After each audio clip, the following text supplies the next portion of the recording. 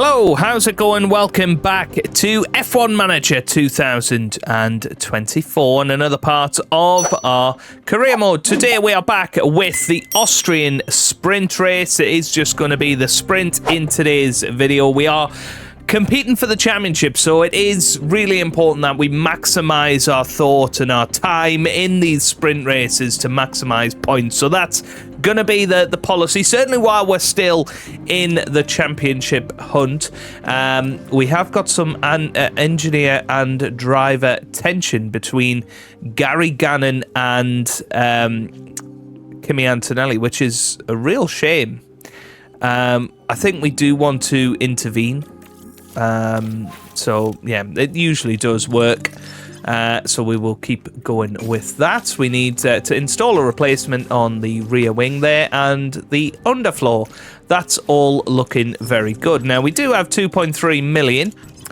And the new ATR period has opened. So let's just have a little look at where we are at with car development. Yeah, we do have capacity to do another development there, so let's take one person off each of these designs,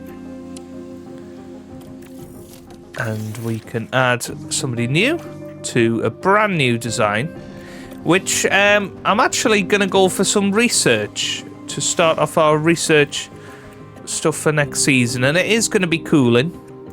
So I'm thinking side pods is probably where you want to focus a lot of your time. Yeah. We can add some stuff to that. That looks pretty good. Okay, for some research for next season. Just to get the ball rolling, really, with the development of next year's car. One thing that we do want to think about is a new race engineer for next season. So let's have a little look at who is out there and possibly available. Obviously, Pete Bonington is out there. We've got Josh Peckett, of course, for Alpine potential there. Ben Mitchell from the old Aston Martin days. That would be an awesome signing, I think. We've got Hugh Bird, who is currently at Aston Martin. Chris Cronin. I do like Chris Cronin. I might well enjoy looking at him. It looks like they've got all of the contract information on there, which we might want. Tom Stallard is there, interestingly.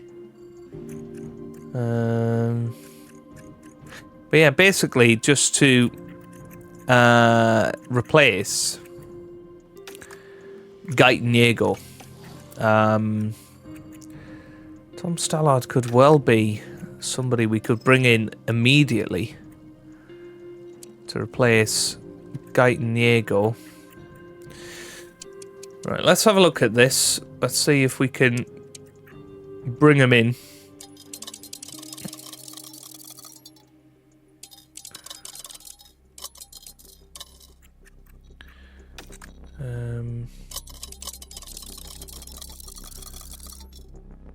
Because Tom Stallard would be a pretty good signing, I would suggest. Let's put that on immediate. Yeah, because we can get him in just for the rest of the season, essentially. And that would be a pretty good signing, I think. And yeah, he has accepted it, so there we go. So let's bring in Tom Stallard. He has joined to replace Guyton Diego straight away. And he is going to be Daniel Ricciardo's race engineer. I'm fairly sure Tom Stallard worked with Daniel Ricciardo at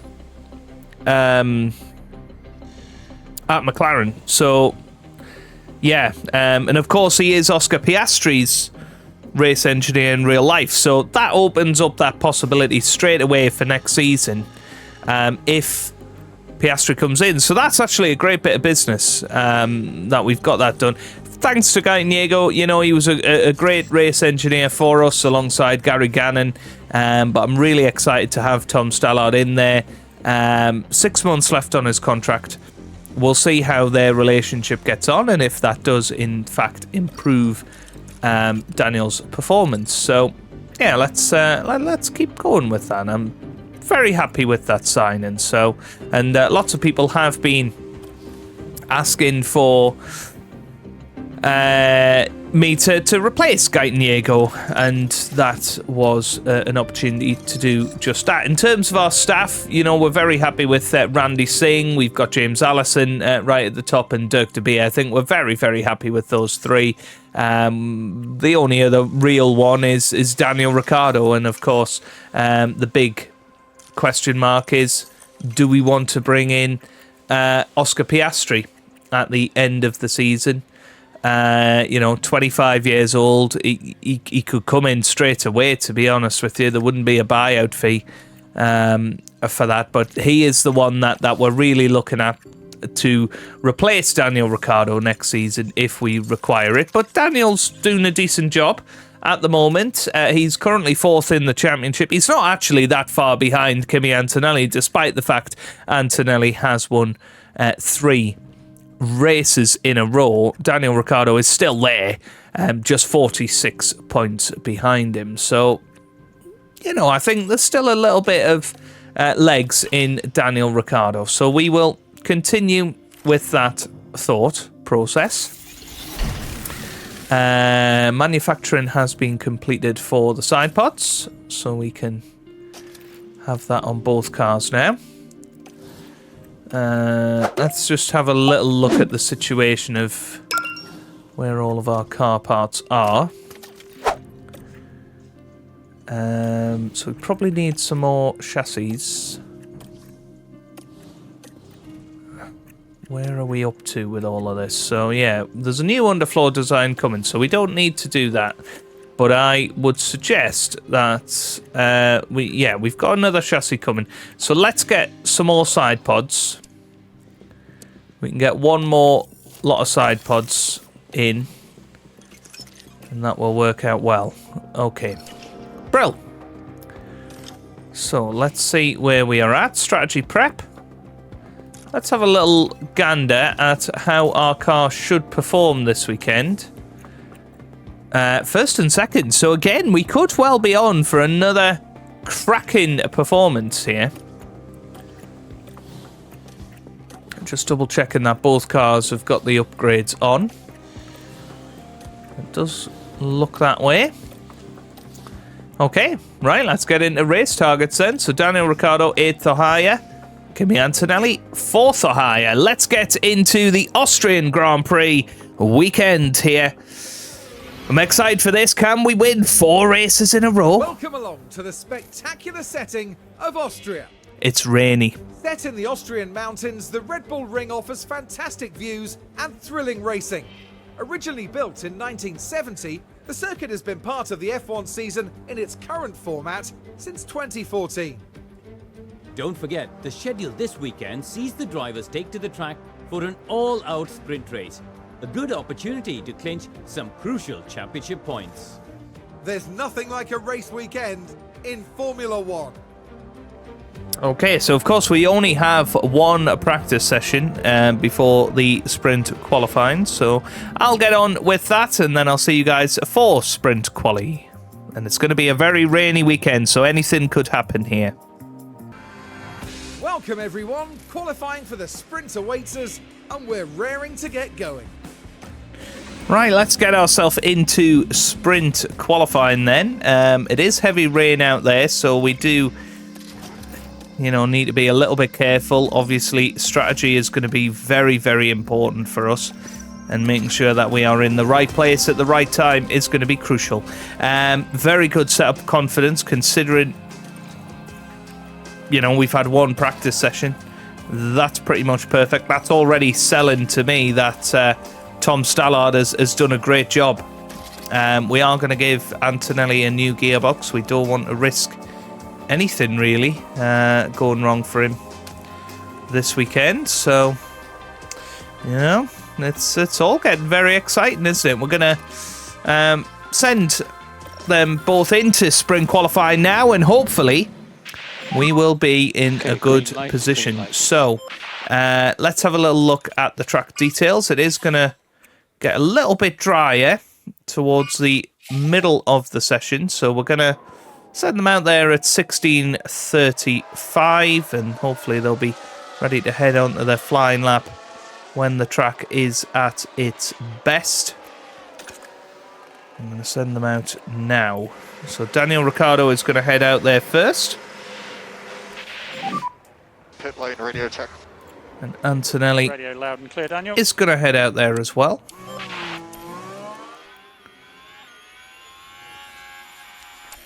And great to have a new voice in the game.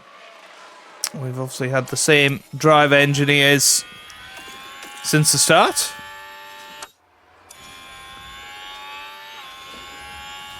And here we go then, Daniel Ricciardo starting his hot lap. Antonelli coming round as well now. Yeah, you would imagine that this is going to be the best times.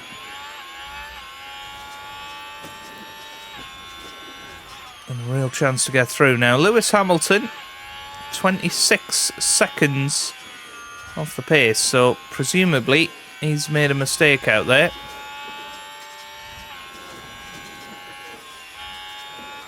So here comes Daniel Ricciardo then, up to the line. It's going to be in the 110s, is it? 111.2. Puts him quickest for now. P1. And here comes Kimi Antonelli. He's up to the line, and it's a 111.4. That puts him fourth. You're P4 right now. And now the rain is starting to get a little bit heavier again. So I'm expecting that is going to be pretty much that. Hamilton has gone 6th with his time. Don't think anybody's going to particularly improve, although having said that, lots of people have improved. So 4th and 10th, it's not fantastic in session 1, but the main thing is getting through. And we've went the wrong direction with Kimi Antonelli, unfortunately. So, yeah, he's possibly going to struggle in the sprint, but we can obviously improve that for race day.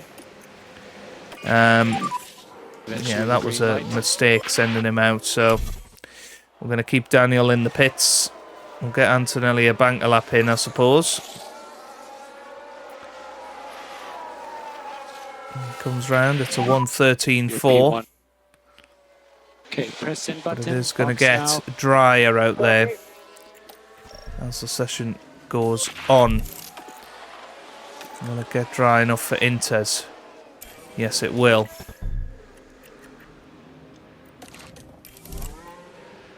Don't really want to use too many of your Inters, do you? I'm thinking we want to use the scrubs.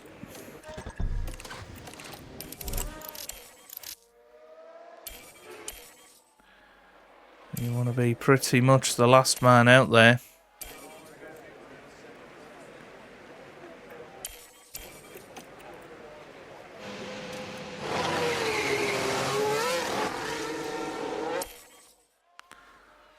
So there they go now. What's interesting is lots of people haven't gone out there for another lap.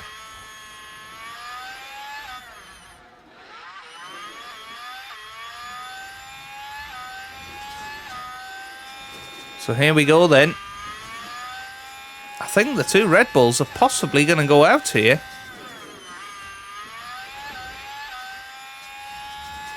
Is that Hamilton coming round? Hamilton over the line. Let's have a look.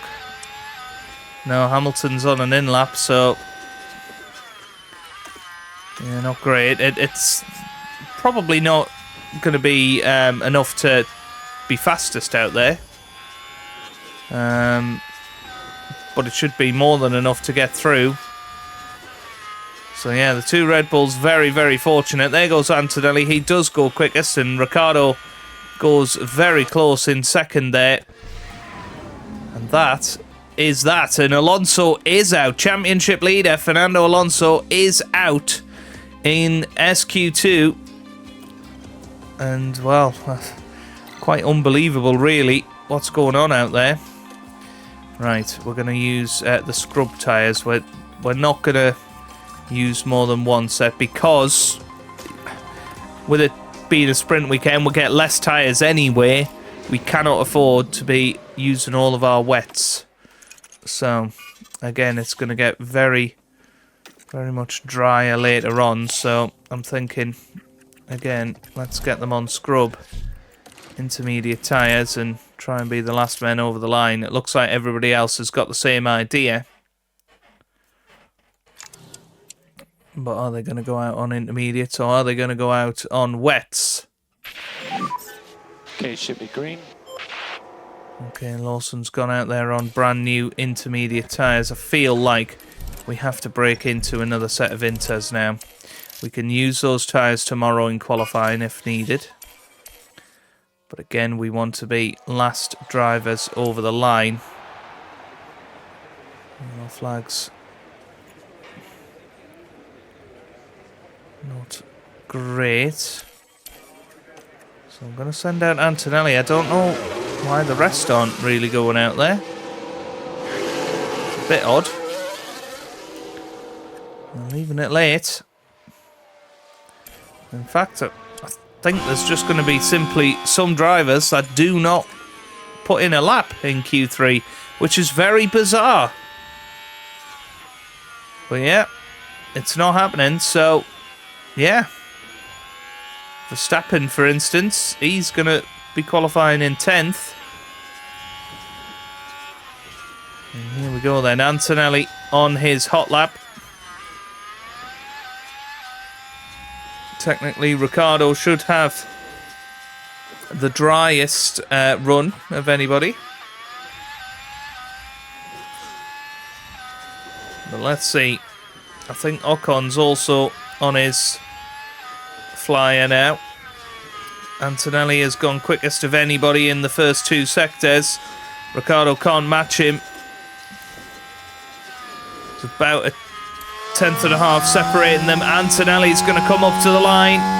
And it's a 1:10.1. That puts him on sprint pole for now. And it's a 1:10.4 for Ricciardo. That puts him second. Where's Ocon going to fit into all of this? Let's see. For Ocon, he comes up to the line. And he goes third. What a time that is for Esteban Ocon in the Williams. They are going to be starting in P3. But four drivers, Leclerc, Albon, Maloney and Verstappen, all have decided to not set a lap in qualifying 3. So, very bizarre. But Kimi Antonelli is on sprint pole. And Daniel Ricciardo will start in P2. Perfect start to the weekend so far. Well, it's a different format this weekend, with a sprint set to spice up today's events.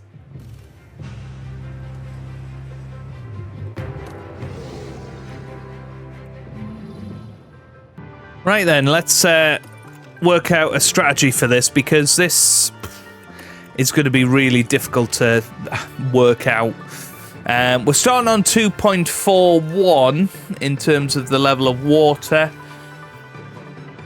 Looks like that's how it's going to stay for most of the race. So intermediate tyres are going to be the obvious choice here. Now, I am tempted to go for some scrub intermediate tyres because it's not going to make much difference in... Well, no. We'll go for the brand new set of intermediates, because in qualifying we can possibly use the...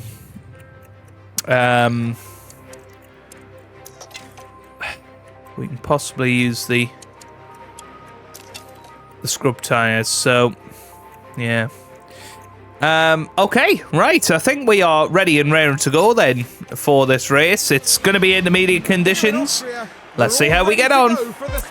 Antonelli versus Ricciardo going into turn 1 then.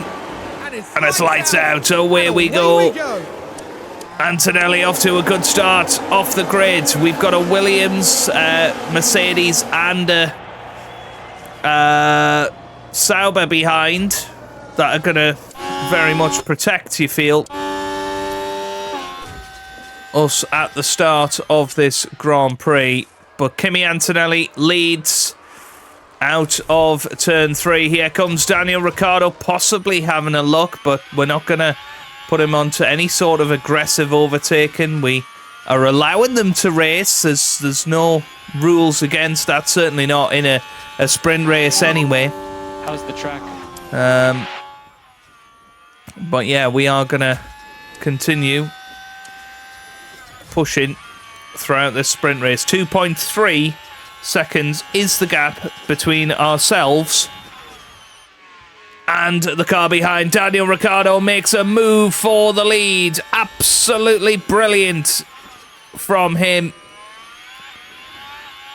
Wow.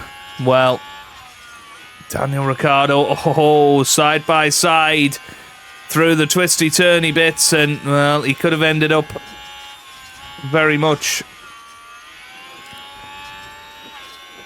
on the gravel there, but he didn't, and we are still pushing away here at the start of lap 3. Now, of course, Kimi Antonelli, he won the sprint race in China earlier this season, and he knows how to do it. Daniel Ricciardo very much following him closely here. So look at tyres. I mean, our tyres are so much better than everybody else's. I've got some yellow flags out there, and that looks like Zhou Guanyu, but we've got a yellow flag. yeah, because it's so difficult to overtake in wet conditions, we have got an almighty advantage here at the front. And yeah, Daniel Ricciardo, he will be the one that is looking to get past Antonelli again here. And just need to be a little bit careful on tyres. It's probably not even worth being that aggressive on them. We're already 5 seconds ahead of our nearest competitor. And here comes Daniel. It's going to be a lunge down the inside. Oh, there was nearly contact there, but Daniel Ricciardo now retakes the lead. He's got the inside line into turn 4, but Antonelli remains on the outside. He's got the inside line now into the high-speed corner section, but Daniel Ricciardo's the one that holds it round the outside there, and he now retakes the lead of the sprint race, and this is absolutely awesome racing between the two of them. We've got Nico Hülkenberg in 3rd place. He might have the pace to close up to them if they are attacking each other. Now, there is the possibility of telling them to stop racing. Because we've just lost, well, over a second to Nico Hülkenberg there in the space of a few corners, so we might tell them to just hold station for now. We'll put them on low aggression overtakes just for now, until later on in the sprint race. So I'm going to just push it forward a few laps, maybe until around about lap 15. You can see we're gradually building that gap to the cars behind.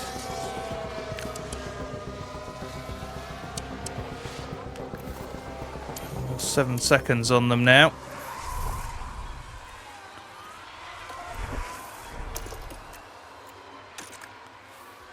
So I'm going to use Daniel Ricciardo's ERS. And allow him to pull away from Antonelli. Basically to give Antonelli a bit of a chance to cool his car down. But yeah, this is working out pretty well now. The other thing this should do is give us a chance to get the fastest lap.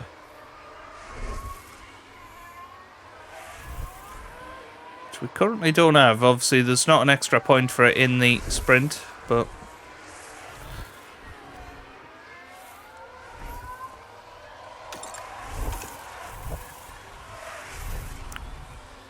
be nice to have it regardless. Right, okay, so Daniel's now there. So now a chance for Antonelli to push for a couple of laps. There we go, we have got that 10-second advantage over, well, 11 seconds now over Charles Leclerc. With 10 laps to go, I don't think it's very likely that they're going to catch us.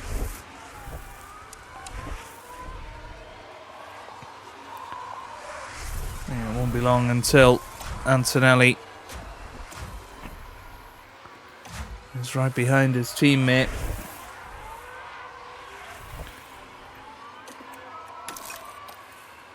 And now we can allow them to fight again. So I'm going to keep pushing it forward until we get towards key overtaking zones. And here we go then. Antonelli is going to start having a look at Daniel Ricciardo. He goes round the outside, but Ricciardo manages to hold him off for now.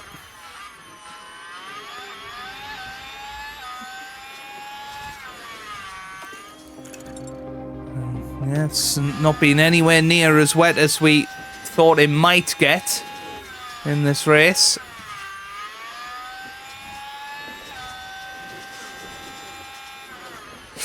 Well, Antonelli manages to get through. Ricciardo left the door open.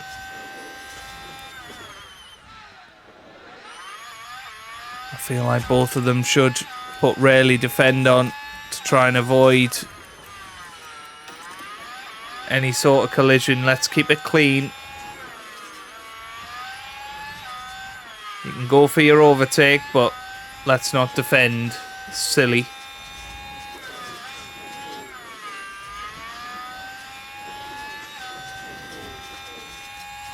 What we got? 5 laps to go after this one. As Charles Leclerc puts in fastest lap.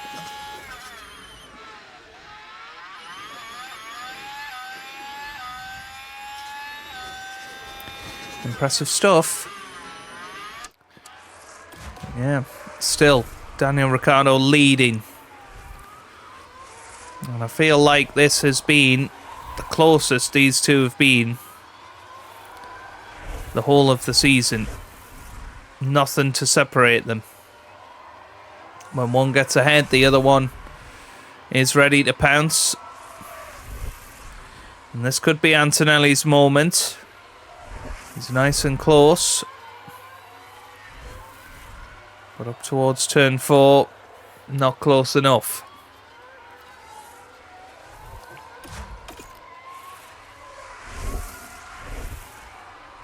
Right.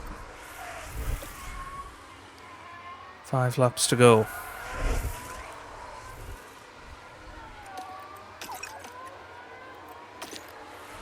And so he has a bit longer with the fuel. Can push that a bit more.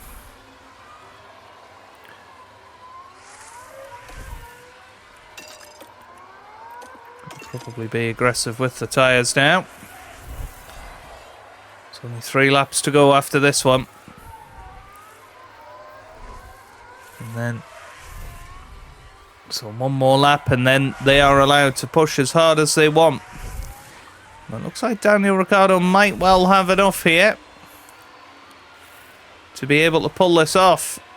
Antonelli hasn't really got close the last couple of laps.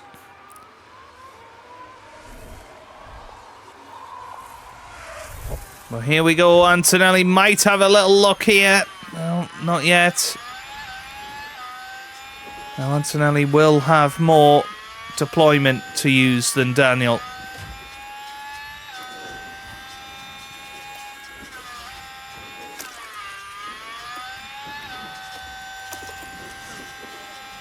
And there goes Antonelli. He was having a little look there. 2 laps to go.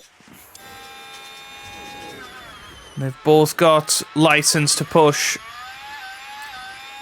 We're going to give them everything at their disposal to try and win this sprint race. They're virtually on equal footing here. Daniel's looked after his tyres a bit better than Antonelli has, because Antonelli is behind his teammate. That obviously gives him a disadvantage, and Ricciardo starts the final lap of the sprint in the lead. 8 points look to be going his way. Let's see then. Kimi Antonelli does have a bit of deployment, but he's not close enough. And it looks like it's going to be Daniel Ricciardo here. He's going to run out of ERS deployment. So it's going to be a bit of a drag race up to the line here. And Antonelli might well do it, but it's going to be Daniel Ricciardo that gets to the line first, I think. Ricciardo wins the sprint race. Yeah! He won! Did it?